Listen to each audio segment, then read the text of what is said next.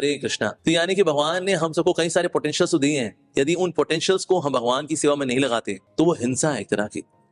कई लोग उसको विनम्रता मानते हैं कि नहीं तो विनम्रता है, क्या बखान करना लोगों के आगे ना। प्रभुपाद जी बोला करते थे, ह्यूमिलिटी की डेफिनेशन बड़ी यूनिक डेफिनेशन है प्रभुपाद जी की। श्री प्रभुपाद यूज्ड टू से humility means being aggressive for Krishna. ये बड़ा अलग सी डेफिनेशन है। यूजुअली विनम्रता हम ये मानते हैं भाई जो ठीक है जो है सो है, क्या दिखाना, क्या दुनिया को क्या देना, छोड़ो छोड़ो छोड़ो छोड़ो ना जी ना। Being aggressive for Krishna. दूसरी बात जो यहाँ तात्पर्य प्रभुपाद जी हाईलाइट कर रहे हैं कि जो भी नेता हो, जो भी राजा हो, उसका एक कर्तव्य बनता है कि सब प्रकार से भरण पोषण किया जाए जो उनके शरणागत है। तो सिर्फ आध्यात्मिक नहीं देखना, सिर्फ भौतिक नहीं देखना, दोनों देखने चाहिए। जैसे रामायण के अंदर एक कथा आती है जिसमें कि भृगु मुनि मिलने के लिए गए श्री रामचंद्र जी से, और जब रामचंद्र जी से मिलने के लिए गए तो रामचंद्र जी को उन्होंने बड़ा विशेष एक सोने का उपहार दिया। राम जी ने कहा तो बड़ा सुंदर उपहार है, ये कहां से लेकर के आया? तो भृगु मुनि ने कहा कि ना मैं ब्रह्मलोक गया था, मैं ब्रह्मलोक में ना वहां पर एक व्यक्ति था, उसने मुझे दिया ये।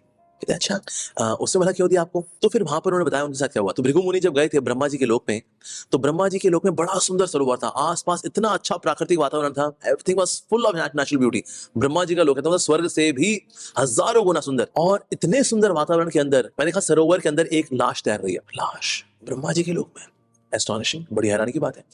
तभी एक व्यक्ति उतरा, बहुत हैंडसम, गुड लुकिंग, एकदम इफल्जेंट, बड़ा तेजस्वी था वो व्यक्ति, लग रहा था वाकई में ब्रह्मलोक का ही व्यक्ति। वो उतरा फिर वो सरोवर में उतरा, और सरोवर में उतरने के बाद वो जो डेड बॉडी थी उसको खा रहा था। वो ये क्या कर रहा है ब्रह्मलोक में, ये क्या खा रहा है? तो भृगु मुनि ने कहा ये आप क्या कर रहे हो इतने सुंदर वातावरण के अंदर, आप यहाँ पर ये करने के लिए आए हो? तो उन्होंने कहा आप क्या भृगु मुनि है? तो हाँ जी मैं भृगु मुनि हूँ। तो उन्होंने उनको धन्यवाद किया और फिर उन्हें एक बहुत विशेष उपहार उनको दिया। कहते ये मतलब समझा नहीं मैं कि क्या हुआ। कि तो उन्होंने कहा कि वास्तव में मैं हूँ कौन, मैं पिछले जन्म में राजा था पृथ्वी पर। तो वैसे सोशल वर्क के लिए मैं बहुत कुछ किया करता था, लेकिन धर्म के लिए जब कोई मेरे से दान मांगने आता था तो मैं धर्म के लिए कोई दान नहीं करता था। वैसे मैं सोशल वर्क कर दूंगा कि ठीक है खिला दो पिला दो ये सब करके क्या करता था, लेकिन धर्म के लिए कोई आता था सेवा करनी है मंदिर बनाने के लिए, मंदिर बना के क्या होता है, तो मैंने धर्म के लिए कभी कोई दान नहीं किया। लेकिन वैसे मैंने दान किया तो उसका पुण्य मुझे ये मिला कि मेरा अगला जन्म हुआ यहाँ ब्रह्मलोक के अंदर। लेकिन क्योंकि मैंने धर्म के लिए दान नहीं किया, तो इसलिए फिर ब्रह्मा जी ने मेरे को बोला क्योंकि तुमने कभी धर्म के लिए दान नहीं दिया, तुम्हें राजा होते तुम्हारा ये कर्तव्य था कि तुम धर्म के लिए दान देते, इसीलिए तुमको यहाँ पर ये जो तुम्हारी डेड बॉडी है जो पृथ्वी पर थी वही ये ब्रह्मलोक में ट्रांसफर की गई है। तुम्हें भूख और प्यास लगेगी लेकिन तुम ब्रह्मलोक में कुछ नहीं खा पाओगे, कुछ नहीं पी पाओगे, अपना ही पिछले जन्म का खून पी करके प्यास बुझानी है और अपना ही मांस खा करके अपनी भूख मिटानी है। तो राजा ने बोला ये क्या हो गया भाई, पुण्य, ये पुण्य की वजह से ब्रह्मलोक मिला लेकिन ब्रह्मलोक का सुख नहीं मिलेगा मेरे को, ऐसा कैसे? तो क्षमा मांगी उन्होंने। तो ब्रह्मा जी ने कहा एक दिन जब भृगु मुनि आएंगे और आपसे आपका ये हाल पूछेंगे और आप उनको अपना हाल बताओगे, उस दिन फिर आपका श्राप खत्म हो जाएगा। तो इसलिए जब उन्होंने हाल चाल उनसे पूछा तो उन्होंने कहा यानी मेरा आज से श्राप खत्म हो गया। तो फिर उन्हें खुश होकर भृगु मुनि को ये सोने का उपहार दिया। मतलब पॉइंट इज दैट कि एक राजा को भौतिक संसाधन भी देखने चाहिए और आध्यात्मिक प्रगति भी हो रही है नहीं हो रही है देखने चाहिए, दोनों ही देखने चाहिए। जैसे कि ना अगर कोई व्यक्ति, जैसे प्रभुपाद जी की जगह बताते हैं कि अगर रात के समय बारिश होती है, दिन के समय बारिश कम होती है लेकिन रात को बारिश अधिक होती है, तो यानी कि राजा जो है पुण्यात्मा है। अगर रात को बारिश नहीं हो रही लेकिन दिन में बारिश हो रही है, आपके काम रुके पड़े हैं, बाहर है ऐसी झमाझम बारिश हो रही है, कुछ जगह इतनी बारिश हो रही है कि बाढ़ आई हुई है और कुछ जगह पर बारिश हो नहीं रही तो वहां सूखा पड़ा हुआ है, ऐसा अगर इम्बैलेंस हो रखा है, इसका मतलब राजा में जो है पायटी नहीं है। ठीक है, बारिश होती है रात को जाती है, दिन में आपके काम अपने आराम से होते हैं, लेकिन रात को बारिश है उसने जो काम करना कर दिया, ऐसा टाइम से बारिश होती है। अगर जो बारिश के जो ऋतु है उसी बारिश होती है, ऐसा नहीं आए दिन कभी बारिश हो जाती है, इसका मतलब जो राजा है वो पायस है। तो राजा की जो पायटी है उससे भी बहुत फर्क पड़ता है समाज के ऊपर, और राजा की इम्पायटी है उससे बहुत फर्क पड़ता है समाज के ऊपर। बल्कि समाज के अंदर अगर अधार्मिकता होती है उससे राजा में फर्क पड़ता है। नीति शास्त्र कहते हैं कि अगर कोई व्यक्ति जो कि राजा पे डिपेंडेंट है, अगर वो कोई दुष्कर्म करता है तो उसका 1/6 राजा को मिलता है, अगर पत्नी को गलत कार्य करती है तो उसका 1/6 कर्म पति को मिलता है, और शिष्य अगर कोई पाप करता है तो उसका 1/6 रिएक्शन गुरु को मिलता है। यानी कि जो डिपेंडेंट्स हैं उनके ऊपर भी राजा डिपेंडेंट होता है, और जो राजा है वो इस पर डिपेंडेंट होते हैं। इसलिए देखो ऐसे देश भी हैं जहां पर कि हर उड़ती चीज खा जाए, हर चलती चीज खा जाए, हर तैरती चीज खा जाए, वहां का राजा फिर उनको ऐसा मिला हुआ है, तानाशाह है वो। पर ऐसा राजा मिलना ये उनके कर्मों का फल है। अगर किसी देश का राजा अगर पुण्यात्मा है तो कहीं ना कहीं वहां की जो प्रजा है शायद उनमें पुण्य बढ़ रहा है। तो ये कैसे होता है? तो ऐसा तब होता है जब हरि के भक्त जन समाज में प्रचार प्रसार करते हैं तो भक्ति बढ़ती है। जब भक्ति बढ़ती है तो लोगों की प्योरिटी बढ़ती है, शुद्धता बढ़ती है, पवित्रता बढ़ती है। उसके परिणाम स्वरूप उस देश को राजा जो मिलेगा वो एक पुण्यात्मा मिलेगा। ऐसा होगा। इसलिए प्रभुपाद जी बोला करते थे कि वास्तव में वैसे देखा जाए तो entire situation is very hopeless. राजा भी करप्ट, जनता वो भी करप्ट। तो ये उसको क्या देगा? अपनी इम्पायरिटी। राजा इनको क्या देगा? अपनी इम्पायरिटी। दोनों इम्पायरिटी कर रहे हैं। ददाती प्रतिगणाती गुह्यम आखति पृच्छति भुंक्ते भोजते चैव। हो गया षड्विध प्रीति लक्षण, ये प्रीति लक्षण होगा समाज के अंदर। तो इसलिए इस पूरे चक्रव्यूह के अंदर जो अज्ञानता का है, दुख का है, इसको चेंज करने के लिए आते हैं भक्त। इसलिए प्रभुपाद जी बोला करते थे this Krishna consciousness movement would be given the credit of saving the humanity in its darkest hour। मनुष्य सभ्यता के सबसे अंधकारमय समय से उसको निकालने का श्रेय जाएगा इस हरे कृष्ण आंदोलन को। We change the devotees। हरिनाम संकीर्तन कर करके गलियों में इतना हरे कृष्णा किया भक्तों ने, और माय गॉड, बुक्स बांट बांट के सॉफ्टवेयर चेंज कर करके पूरा इकोसिस्टम ही चेंज कर दिया। अरे भाई ऐसा। इससे राजा की बहुत बड़ी जिम्मेदारी होती है कि जो जितने भी डिपेंडेंट्स हैं, जो भी उन पे आश्रित है, उनका देखना भौतिक भरण पोषण भी हो, आध्यात्मिक भरण पोषण भी हो। जैसे काउंसलर्स होते हैं, शिक्षा गुरु होते हैं, गुरुजन होते हैं, वो दोनों देखते हैं। वैसे नहीं सिर्फ भक्ति के सवाल पूछो, ये इधर उधर के सवाल मत पूछो ना, सब तरह के सवाल पूछने हैं तो फिर उनको जवाब देना होता है। जैसे श्री सनातन गोस्वामी अगर वृंदावन के अंदर थे तो सिर्फ आध्यात्मिक बातें नहीं करते थे लोगों से। इवन घर गृहस्थी की, हमारी बहू है गई है, बिटिया गई है, बहू बनी है, वहां दुखी है, उसी काउंसलिंग, ये सब भी देखते थे श्री सनातन गोस्वामी। तो जो भी आप पे आश्रित है उनका सब प्रकार से भरण पोषण देखना, ये जिम्मेदारी होती है। लेकिन हम यहाँ देख रहे हैं, यहाँ पर तो पृथु महाराज पृथ्वी को तो कुपित हो रहे हैं, उन पर क्रोधित हो रहे हैं, उनको दंड देने के लिए तैयार है। और उसके बाद पृथ्वी देवी उसके बाद शरणागत हो जाएंगे। अरे अरे अरे अरे। तो कभी कभी ना ये प्रसंग देख के लगता है इतना भी क्या एंग्री होना भाई। रिक्वेस्ट कर दें पृथ्वी देवी, अब दे दो यार, इतने संसाधन दे देने चाहिए ना। नहीं दे रही, कहते अब क्या कर सकते हैं, फिर नहीं दे रही तो फिर नहीं दे रही, अब क्या कर सकते हैं, है कि नहीं। खाओ एक दूसरे को, फिर बनो, करो, कैनिबलिज्म करते हैं, नरभक्षी हो जाते हैं हम लोग, ऐसा करेंगे नहीं। तो इसलिए पनिशमेंट भी है, कभी कभी देना जरूरी होता है। पनिशमेंट का भी अपना महत्व है, क्षमा का अपना महत्व है, क्षमा भी होनी चाहिए, लेकिन कभी कभी दंड भी देना पड़ता है, और ये राजा का कर्तव्य होता है दंड देना। तो जैसे कि शास्त्रों में आता है, विशेष रूप से हम देखते हैं महाभारत के अंदर ऐसी बहुत सारी नैतिक शिक्षाएं हैं जिसमें कि दंड का महत्व बताया गया। मनु संहिता के अंदर तो पूरा chapter 7 is dedicated for punishment. So punishment has got its own value. तो मनु संहिता के अंदर चैप्टर 7 वर्स नंबर 12 में आता है, दंडम धर्मा विदुर बुधा, यानी कि जो वास्तव में बुद्धिमान व्यक्ति होता है वो दंड का महत्व समझता है। इसी प्रकार से बताया गया महाभारत के अंदर, प्राणी धर्म नृपाणाम दंड नीतिर धर्म इति स्थितावा। अर्थात अगर ऐसा कोई व्यक्ति होगा जो कि अपनी ड्यूटी जानबूझकर के पूरी नहीं करता, अपना सामर्थ्य हो फिर भी वो अपनी ड्यूटी जानबूझ के पूरी नहीं कर रहा, या फिर किसी व्यक्ति के अंदर आत्मबल कम है, आलसी है, छोड़ना यार कल करेंगे यार, तो इस वजह से अगर नहीं करता, ऐसे व्यक्ति को दंड देना चाहिए। इस वजह से मनुस्मृति में आता है, राष्ट्रान दंडेन वर्तते, राष्ट्र चलता ही है दंड की वजह से। इसलिए हम देखते हैं कि ऐसे देश जहां पर की नियम इत्यादि बहुत सख्त है, वहां पर नियमों की वजह से कम कुछ समय तक तो पाप में कमी आती है। हालांकि वो अल्टीमेट सोल्यूशन नहीं है, लोग डर डर के फिर कोई ना कोई तरीका अपना ढूंढ लेते हैं, इससे दंड ही तरीका नहीं है। जैसे हमारे इंडिया में एक राज्य है, वहां पर दारू पीना बैन कर दिया गया था, क्या नो मोर दारू, कोई दारू नहीं पिएगा, सबकी नैतिकता बढ़ानी है हमको, कोई दारू नहीं पिएगा। और जो दारू पीने वाले लोग हैं उन्होंने कफ सिरप खरीदे, कफ सिरप पूरी मार्केट में कफ सिरप ही नहीं है, कफ सिरप को डिस्टिलेशन प्रोसेस से अल्कोहल उसका अलग किया, पैक पे पैक लगाए। और जिनको अभी खराश हो रखी है जैसे हमारे ऐसे लोग, ले भाई कफ सिरप ही नहीं, ना बेनेड्रिल मिल, कुछ ना ग्लाइकोडिन, कुछ भी नहीं, खरीदो डिस्टिलेशन प्रोसेस से अल्कोहल अलग करो। कहते ये कौन सा है, कहता ग्लाइकोडिन 2 पैक, चीयर्स, बहुत बढ़िया, बेनेड्रिल बहुत बढ़िया। तो इसलिए लोग कोई ना कोई जुगाड़ तो ढूंढ लेते हैं, लेकिन हाँ दंड जो है उसका भी अपना महत्व होता है। तो दंड जो है वाला कैसे दिया जाता है, कौन पनिशमेंट देने के योग्य है। ऐसे नहीं हर ऐरा नत्थु खैरा कहता हम दंड देंगे, भाई दंड के लिए बता दिया गया है, दंड से तो राष्ट्र चलता है, दंड से धर्म की रक्षा होती है, आओ हम तो मिलकर दंड दें। ना जी ना, हर व्यक्ति दंड नहीं दे सकता। तो बताया गया भला कौन दंड दे सकते हैं। राजा धर्मस्य कृता स्यात् स धर्मम शासितुम क्षमा। कौन कौन दंड दे सकता है। एक है राजा, राजा को दंड देने का अधिकार होता है। राजा जो है क्योंकि भगवान का प्रतिनिधि होता है, इसलिए राजा का दंड देता है तो उसको पाप नहीं लगता। लेकिन अगर उसने गलत दंड दे दिया तो राजा को पाप लग जाएगा, लेकिन वैसे अगर वो नैतिक रूप से दंड देगा तो उसको पाप नहीं लगता। तो राजा के पास अधिकार होता है। दूसरा कोई जज हो, जैसे कभी ना ग्राम पंचायत हुआ करती थी, ग्राम पंचायत के अंदर वो बैठेंगे, पंच बैठेंगे और वो सुनेंगे सारा मामला और फिर आपस में चर्चा करके समाधान देंगे। ऐसे panchayat system was the best, जहां उस जगह के लोकल लोग, समझदार लोग बैठ करके चर्चा करेंगे और वहीं के डिसीजन दे देंगे। ये panchayat system was best, the best. Local के एरिया के लोग जानते हैं कि कौन किसकी औकात क्या है, किसकी सोच क्या है। और वहां के ऐसा नहीं एक व्यक्ति है, पंच बैठेंगे और वो सब बुजुर्ग हैं, समझदार लोग हैं, पूरी दुनिया देखी उन्होंने। उसमें कुछ जवान भी होंगे, कुछ बूढ़े भी होंगे और अलग अलग विचारधारा के होंगे। उसमें पंडित जी भी होंगे, किसान भी होंगे, अलग अलग तरह के लोग होंगे और सब विचार विमर्श करके फिर दंड दिया करते थे। तो इसलिए जो पंच हो उनको भी इस प्रकार से दंड देने का अधिकार होता है। तीसरा, जो गुरु है उनको भी दंड देने का अधिकार होता है। गुरु अगर शिष्य को दंड देता है, इससे शिष्य का भला होता है। इससे महाभारत में आता है, दुर्जनम शास्ति या शिष्यम तम शिष्यता धर्मता पुनः। यानी कि शिष्य धर्म के मार्ग पर कब चलता है, जब गुरु दंड देते हैं। गुरु का दंड जो है वो आशीर्वाद है।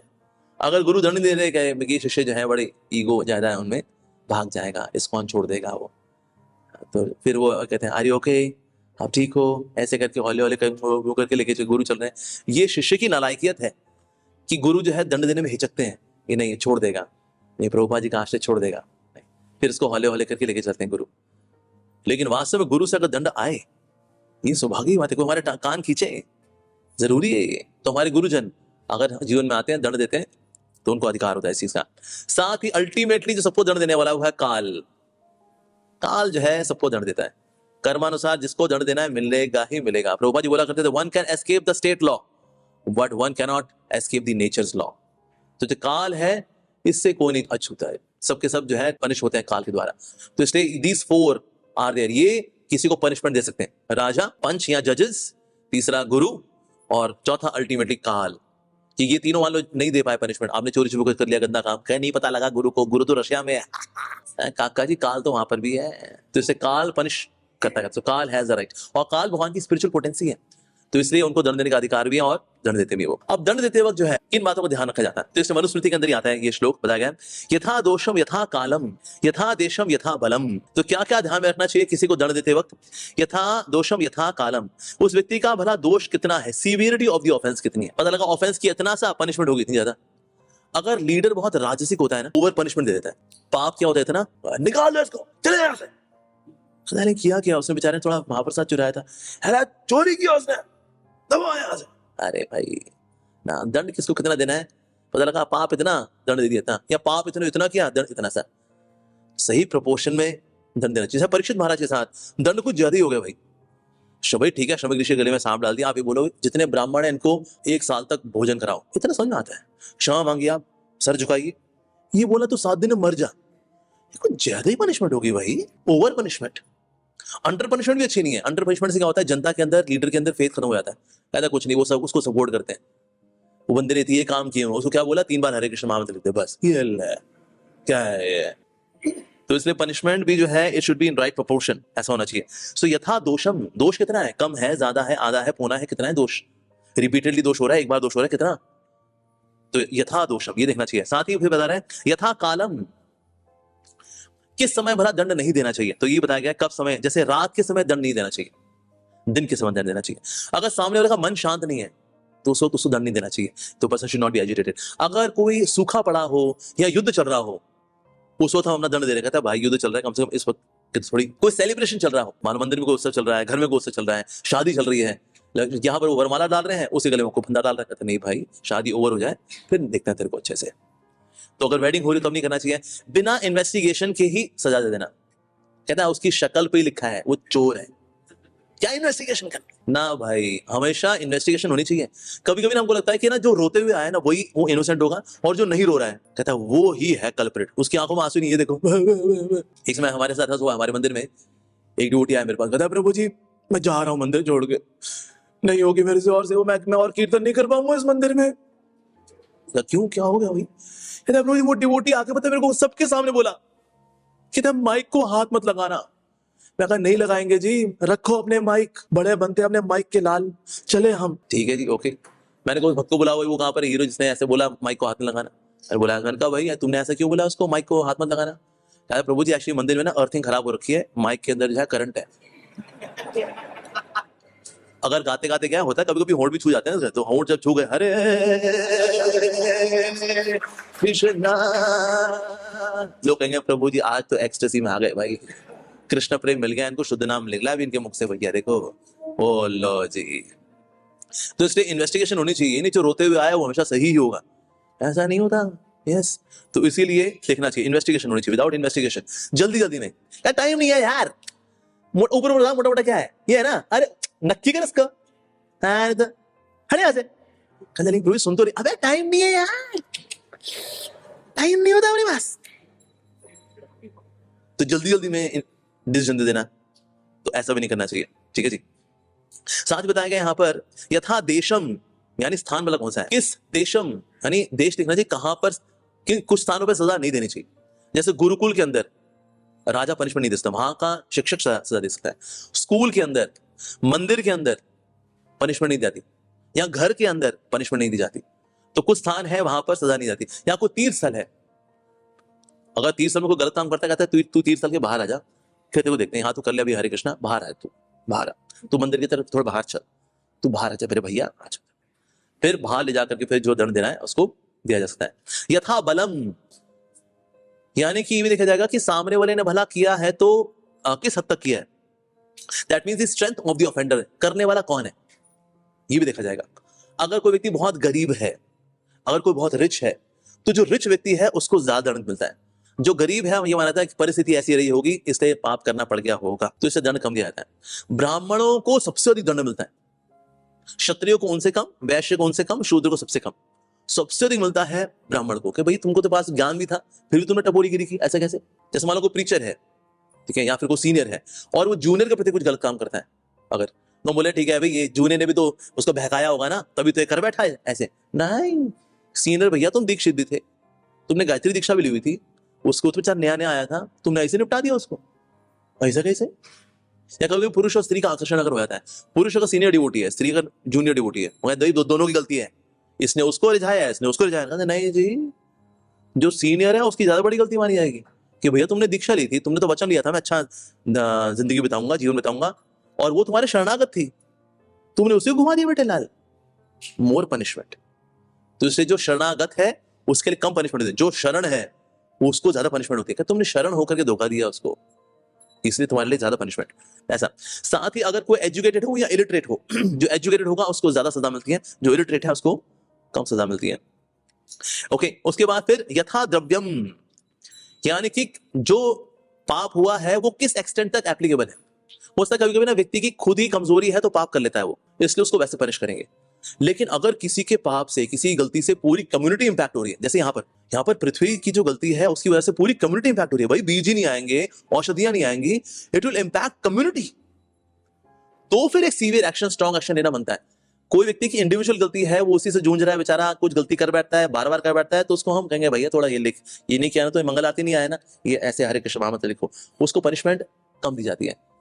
लेकिन अगर ज्यादा लोग इंपैक्ट हो रहे होते हैं तो फिर सजा ज्यादा मिलती है। ऐसे नहीं क्षमा कर देंगे उसमें, ना ना ना, कम्युनिटी इज गेटिंग इंपैक्टेड, किसी का व्यवहार ठीक नहीं है बच्चों के साथ, जैसे कई लोग चाइल्ड अब्यूज करते हैं, पर इसलिए सीपीटी लॉ इस्कॉन के अंदर इतने स्ट्रिक्ट है बिकॉज उससे कम्युनिटी इंपैक्ट होती है, माताओं को लेकर के या गरीब को लेकर के severe action has to be taken, तो उससे कम्युनिटी इंपैक्ट होती है। इसीलिए साथ ही अगर कोई सिन ना बार बार हो रहा है, अगर कोई व्यक्ति एक बार करे, कोई व्यक्ति ना छोटा सिन बार बार कर लेता है, छोटा छोटा करता हूँ, हर बार करता हूँ लेकिन छोटा छोटा करता हूँ, मैं ज्यादा नहीं चोरी करता, छोटी छोटी चोरी करता हूँ, लेकिन बार बार करता है वो, तो फिर उसमें भी सीवियरिटी बढ़ जाती है। भले ही पाप छोटा है लेकिन बार बार हो रहा है, रिपीटेड वार्निंग के बाद भी हो रहा है तो भी, तो इसलिए इसमें आते यदा द्रव्यस्यमानम, ये भी देखा जाएगा कि कितने लोग इंपैक्ट हो रहे हैं, ये देखा जाएगा। साथ ही जिस चीज के प्रति पाप किया गया है वो कॉस्टली है या छोटी है या सस्ती है, ऐसा। जैसे शास्त्र भी है और एक दोना खिचड़ी है। अगर कोई शास्त्र चुराता है या उसके साथ इंटरपोलेशन करता है, ये बड़ा सिन है। कोई खिचड़ी के अंदर मिर्ची डाल देता है, ये पाप है, लेकिन ये छोटा पाप है, क्योंकि शास्त्र में इंटरपोलेशन करेंगे ज्यादा लोग इंपैक्ट होंगे उससे, ऐसा। तो ये भी देखा जाता है कि यथा द्रव्यस्यमानम, अर्थात the value of the matter involve, उसकी भला वैल्यू कितनी है, जिसकी बारे में चर्चा चल रही है, जिसको लेकर गलती हुई है, ये भी देखा जाएगा साथ साथ में। तो इसलिए यथा दोषम, दोष देखा जाएगा, यथा कालम यानी किस जगह पर पनिशमेंट देने का है, यथा देशम किस स्थान पर, यथा बलम यानी कि जो पाप करने वाला व्यक्ति है उसकी बिसात कितनी है, ये देखा जाएगा। फिर साथ ही अगला आता है इंटेंट ऑफ द ऑफेंडर, यानी कि जिसने व्यक्ति ने गलत काम किया है उसने एक्सीडेंटली कर दिया या जानबूझ करके इंटेंशनली किया। जैसे ये पृथ्वी जी ने यहाँ जो किया इट वाज इंटेंशनल, तो इसके पाप बड़ा होता है अगर हम जानबूझ के कोई पाप करते हैं। तो अगर वो गलती से पाप हो गया, फिसल गया, कुछ देख लिया, एजिटेट हो गए, होता है उस पल में बंदा गुस्सा कर जाता है, कहता है अरे तेरी बाप, उसके बाद लेकिन पछतावा ही होता है, अरे यार उस वक्त मुंह से क्या क्या निकल गया यार, गधा ही हो गया मैं, अरे सो कुछ चीजें एक्सीडेंटल हो जाती हैं इन दैट मोमेंट, वो जो मोमेंट था बड़ा एजिटेटिंग था तो पाप हो गया। और कुछ होता है इंटेंशनल, कहता है भैया अगला मौका आएगा ना ऐसे ही करूंगा बार बार, तेरा बाप को बोल रोक के दिखाए, कहता हाँ ये तो इंटेंशनल है भाई, इंटेंशनल। तो अगर इस प्रकार से इंटेंट ही गड़बड़ हो तो पनिशमेंट ज्यादा होती है, एक्सीडेंटल अगर गलती हुई हो तो फिर उसका रिजल्ट कम मिलता है, ऐसा। साथ ही फिर ये भी आता है रिहेबिलिटेशन। एक और जो पनिशमेंट का एक और पर्पस है, इट्स फॉर रिहेबिलिटेशन, वो होना चाहिए। यानी पनिशमेंट ये नहीं होनी चाहिए कि उसको दंड मिले, उसको दुख मिले, उसको कष्ट मिले, जब उसने कष्ट पहुंचाया उसको क्यों ना मिले, तड़पे वो भी, हाँ नहीं तो सजा देने का अगर भाव सामने वाले को कष्ट देना, दुख देना, तड़पाना है, वो भी गलत है।